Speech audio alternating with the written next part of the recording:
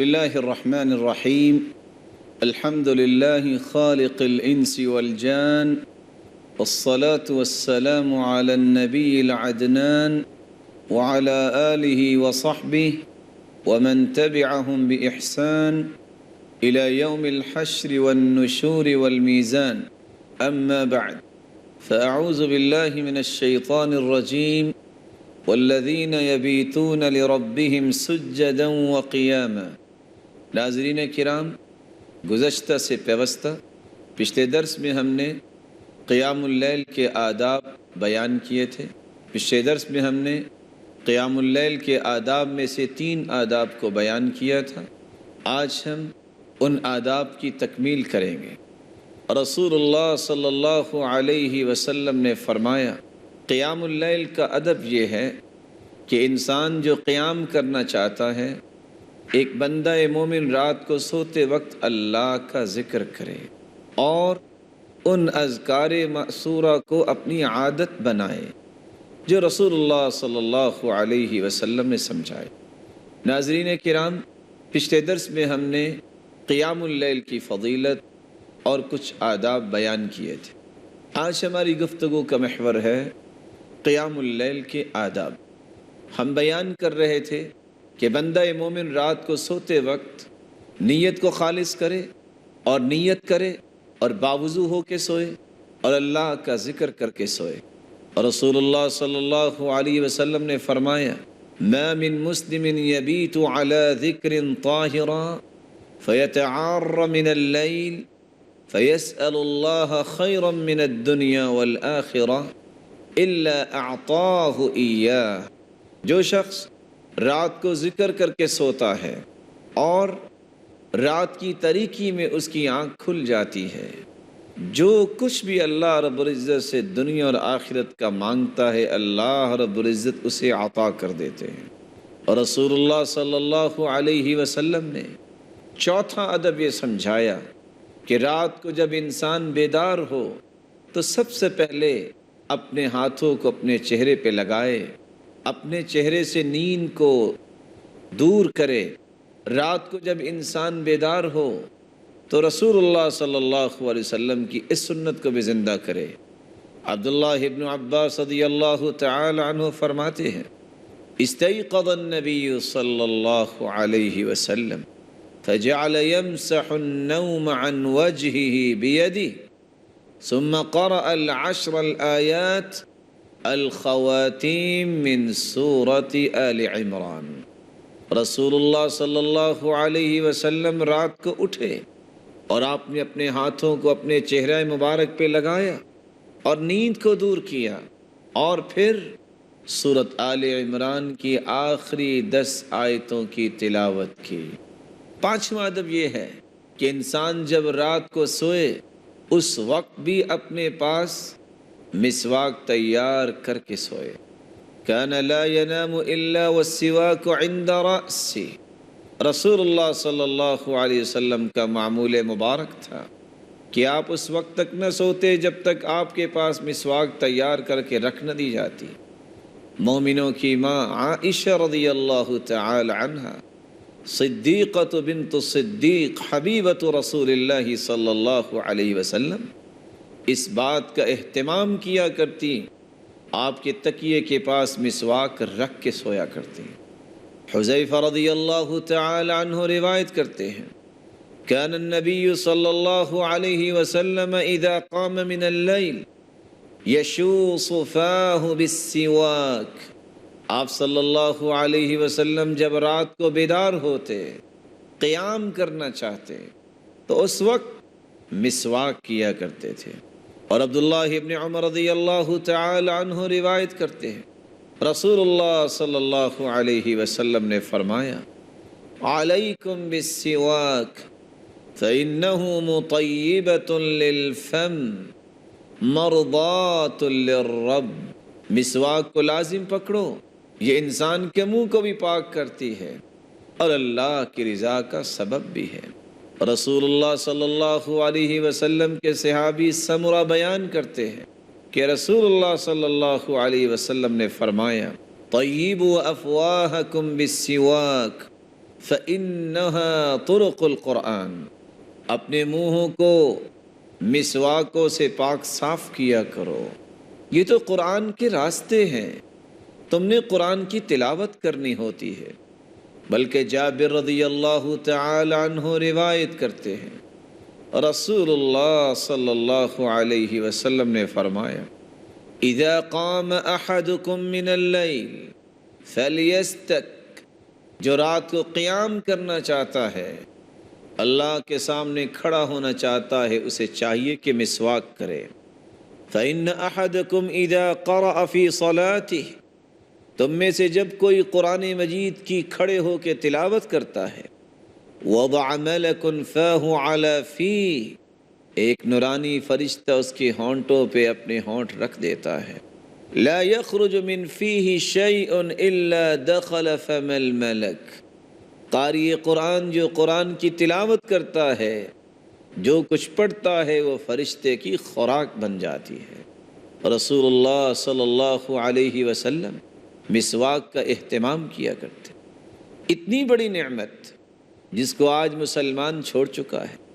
آپ گھر میں داخل ہوتے تو مسواک کرتے کرتے داخل ہوتے، آپ نیند سے بیدار ہوتے تو سب سے پہلے مسواک کرتے، آپ نماز کے لیے کھڑے ہوتے تو آپ مسواک کرتے۔ بلکہ اللہ تعالیٰ نے اپنے پیارے پیغمبر محمد الرسول اللہ صلی اللہ علیہ وسلم کی زندگی کی آخری خواہش مسواک کرنا وہ پوری کر دی۔ جب عبد الرحمن رضی اللہ تعالی عنہ مسواک کر رہے تھے، رسول اللہ صلی اللہ علیہ وسلم نے ان کی طرف دیکھا تو عائشہ رضی اللہ تعالی عنہ پہچان گئیں کہ آپ صلی اللہ علیہ وسلم مسواک کی خواہش کر رہے ہیں، تو انہوں نے مسواک لی اور چبا کر اللہ کے رسول صلی اللہ علیہ وسلم کو دی، تو آپ صلی اللہ علیہ وسلم نے مسواک کی، اور یہ آخری عمل تھا۔ پھر اس کے بعد سرتاج رسل محمد الرسول اللہ صلی اللہ علیہ وسلم اپنے رب کو جا ملے، اور وہ فرمایا کرتے تھے، امرت بالسواک حتی خشیت ان ادرد، مجھے مسواک کا حکم دیا گیا، میں نے اتنی مسواک کی، مجھے ڈر لگا، مجھے خوف لاحق ہو گیا کہ کہیں میرے دانت نہ گر جائیں۔ رسول اللہ صلی اللہ علیہ وسلم نے قیام اللیل کرنے والے کے لیے ایک ادب یہ بھی بیان کیا ہے کہ رات کی تاریکی میں جب وہ بیدار ہو تو دعا کرنا نہ بھولے۔ رسول اللہ صلی اللہ علیہ وسلم کا فرمان ہے، من تعار من اللیل فقال لا الہ الا اللہ وحدہ لا شریک لہ لہ الملک ولہ الحمد وهو على كل شيء قدير الحمد لله وسبحان الله ولا إله إلا الله والله أكبر، جو رات کی تاریکی میں بیدار ہوتا ہے اور یہ کہہ دیتا ہے لا الہ الا اللہ وحدہ لا شریک لہ لہ الملک ولہ الحمد وهو على كل شيء قدير الحمد للہ وسبحان اللہ ولا الہ الا اللہ واللہ اکبر، یہ کلمات کہہ دیتا ہے اور پھر یہ کہتا ہے اللہم اغفر لی، اے اللہ میرے گناہوں کو معاف فرما دے۔ او دعا، یہ دعا کرتا ہے جو وہ چاہتا ہے، استجیب لہ، اس کی دعا کو قبول کر لیا جاتا ہے۔ اور دوسری روایت کے لفظ ہے فَإِن تَوَضَّأَ قُبِلَ صَلَاتُهُ، اگر وہ وضو کر کے نماز پڑھتا ہے، جو بھی نماز پڑھتا ہے وہ اللہ کے ہاں قبول ہو جاتی ہے۔ قیام اللیل جس کا 7واں ادب یہ ہے، رسول اللہ صلی اللہ علیہ وسلم کی زوجہ مطہرہ عائشہ رضی اللہ تعالی عنہ روایت کرتی ہیں، کان رسول اللہ صلی اللہ علیہ وسلم اذا قام من اللیل افتتح صلاته برکعتین خفیفتین، آپ رات کا قیام شروع کرتے تو 2 ہلکی رکعتیں سب سے پہلے ادا کرتے، دل کو اور اپنے آپ کو قیام اللیل کے لیے تیار کرنے کے لیے بندہ مومن پہلی 2 رکعتوں کو ہلکا پڑھے، تھوڑی قرات کرے۔ بلکہ رسول اللہ صلی اللہ علیہ وسلم نے فرمایا اذا قام احدكم من الليل فلیفتح صلاته برکعتین خفیفتین، جب تم میں سے کوئی شخص رات کو اللہ کے سامنے کھڑا ہو کے نماز پڑھنا چاہے تو اس کو چاہے پہلی 2 رکعتیں خفیف پڑھے۔ اور رسول اللہ صلی اللہ علیہ وسلم نے جو اپنے عمل سے قیام اللیل کا 8واں ادب بیان کیا ہے، سنت کا اہتمام کیا جائے، الاہتمام بالسنہ، سنت کا اہتمام۔ عائشہ رضی اللہ تعالی عنہ روایت کرتی ہیں، ما كان رسول اللہ صلی اللہ علیہ وسلم یزید فی رمضان ولا فی غیر رمضان على 11 رکعہ۔ رسول اللہ صلی اللہ علیہ وسلم رمضان المبارک میں اور غیر رمضان المبارک میں 11 رکعتوں سے زیادہ نہ پڑھتے تھے۔ اور عائشہ رضی اللہ تعالی عنہ فرماتی ہیں، کان ینام اول اللیل ویحیی آخرہ، آپ رات کے پہلے حصے میں سو جاتے اور آخری حصے میں اللہ رب العزت کے سامنے کھڑے ہو جاتے۔ اور عبداللہ ابن عمر رضی اللہ تعالی عنہ روایت کرتے ہیں، احب الصیام الی اللہ صیام داود، سب سے پیارے روزے اللہ کے ہاں داود علیہ السلام کے روزے ہیں۔ کان یصوم یوما ویفطر یوما، آپ ایک دن روزہ رکھتے اور ایک دن افطار کرتے۔ وَأَحَبُّ الصَّلَاةِ إِلَى اللَّهِ صلاۃ داود، اور سب سے پیاری نماز اللہ کے ہاں وہ ہے جو داود علیہ السلام پڑھا کرتے تھے۔ اللہ رب العزت سے دعا ہے، اللہ رب العزت ہمیں ان آداب کو اپنے معمولات میں شامل کرنے کی توفیق عطا فرمائے۔ ابھی چند لمحات کا وقفہ ہوگا، وقفے کے بعد ہم دوبارہ آپ کی خدمت میں حاضر ہوں گے۔ السلام علیکم ورحمۃ اللہ وبرکاتہ۔ ناظرین کرام، ہم یہ بیان کر رہے تھے قیام اللیل کا ادب یہ ہے کہ سنت کا اہتمام کیا جائے۔ عائشہ رضی اللہ تعالی عنہ روایت کرتی ہیں، رسول اللہ صلی اللہ علیہ وسلم کے متعلق، کان اذا تہجد یسلم بین کل رکعتین، آپ جب تہجد پڑھتے تو ہر 2 رکعتوں کے بعد سلام پھیرا کرتے۔ اور عائشہ رضی اللہ تعالی عنہ سے ہی روایت ہے، سئلت کیف کانت صلاة رسول اللہ صلی اللہ علیہ وسلم، رسول اللہ صلی اللہ علیہ وسلم کی نماز کی کیفیت کیا تھی؟ تو انہوں نے جواب دیا، یصلی 4 فلا تسأل عن حسنہن وطولہن ثم یصلی 3۔ رسول اللہ صلی اللہ علیہ وسلم یصلی 4 آپ 4 رکعتیں نماز پڑھا کرتے، ان کی خوبصورتی کے بارے میں مت پوچھئے، کتنا خوبصورت پڑھتے تھے اور کتنا ان کو لمبا کرتے تھے۔ پھر رسول اللہ صلی اللہ علیہ وسلم 3 رکعتیں پڑھتے تھے۔ تو رات کی نماز 2 رکعتیں ہیں اور 4 رکعتیں بھی رسول اللہ صلی اللہ علیہ وسلم نے پڑھی ہیں۔ اور دوسری روایت کے لفظ ہے، صلاۃ اللیل مثنی مثنی، رات کی نماز 2 رکعت ہے۔ اور رسول اللہ صلی اللہ علیہ وسلم کے صحابی فرماتے ہیں، عبداللہ ابن عباس رضی اللہ تعالی عنہ، کان اذا تہجد رکعتین ثم ينصرف فیستاک، آپ کا معمول مبارک تھا کہ ہر 2 رکعتوں کے بعد آپ مسواک کیا کرتے تھے۔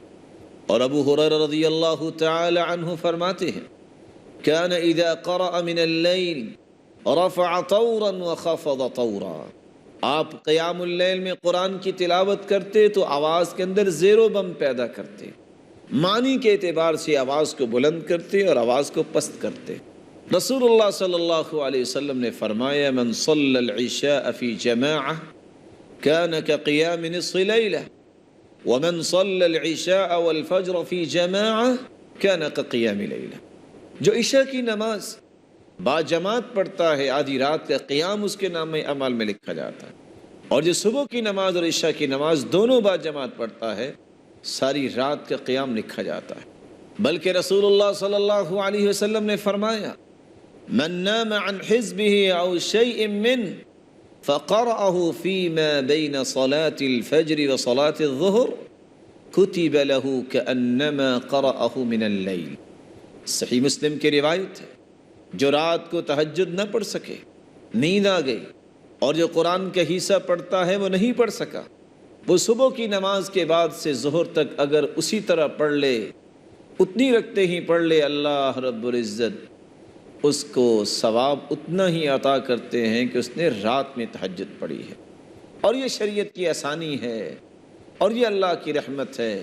اللہ رب العزت کی آسانی اور رحمت ہمیں حاصل کرنے کی توفیق عطا فرمائے۔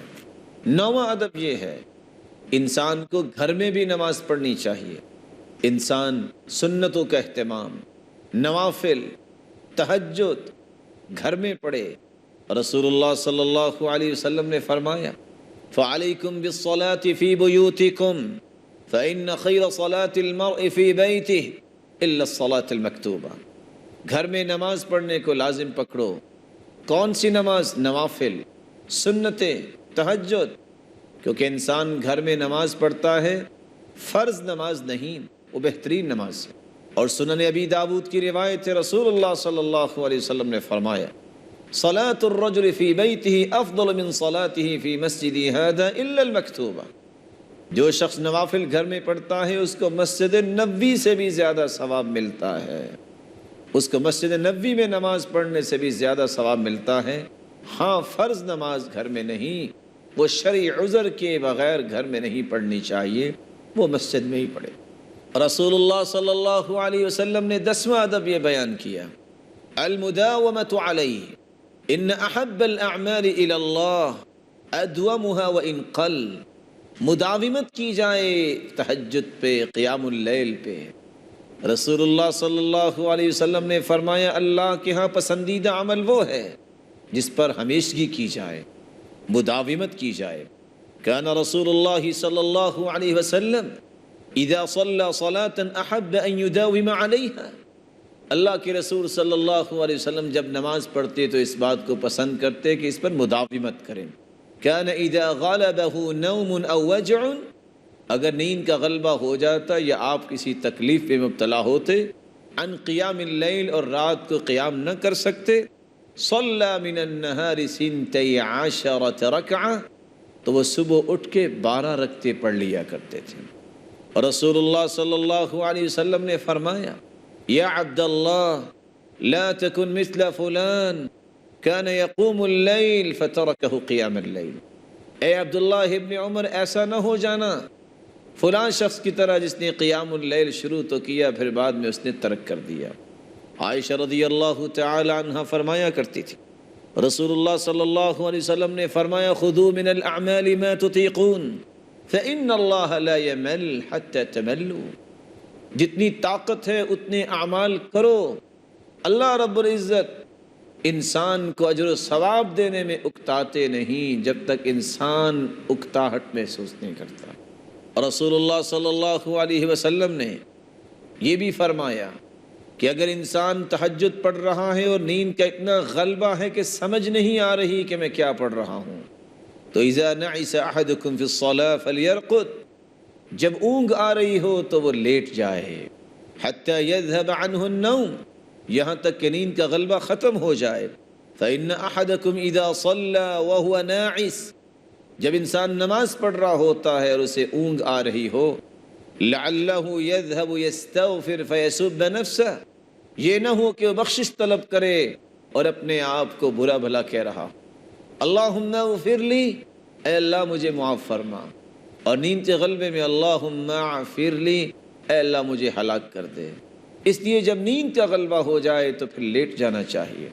رسول اللہ صلی اللہ علیہ وسلم نے 12واں ادب یہ بیان کیا، اپنے عمل سے یہ ثابت کیا کہ تہجد کے لیے اپنے گھر والوں کو بھی اٹھانا چاہیے۔